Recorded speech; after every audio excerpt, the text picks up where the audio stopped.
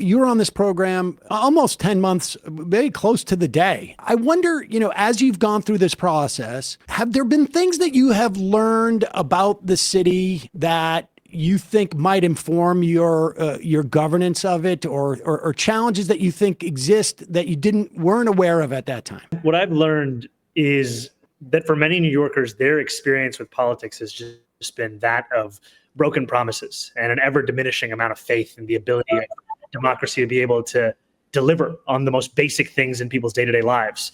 And if you want to inspire the sense of possibility that you can take on the biggest crises in this city, some of the ways that you have to start to do that is by honoring the smallest issues that so many politicians have overlooked. And I was at a meeting in Rochdale Village in Southeast Queens, and I was speaking about our plan to make buses fast and free. And an older woman in the audience asked me, would I honor the promise that was made to build a speed bump on her block that was made years ago?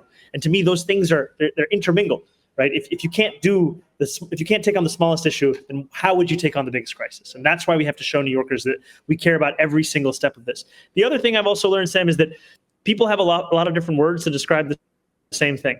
I've spoken openly and proudly about the fact that I'm a democratic socialist. And I was at a gathering of faith leaders in Brooklyn, and there was a man who got up and said, I didn't quite understand exactly what your politics were, but then I started to think about where I come from and the figures like Michael Manley and Walter Rodney. He was from the Caribbean diaspora, and how he was situating our politics in his own lexicon with his own historical figures. And that's also such a beautiful moment of opportunity to show everyone in the city that this message of dignity, it is spoken of with different words, it is spoken of by different names, but it is the same message.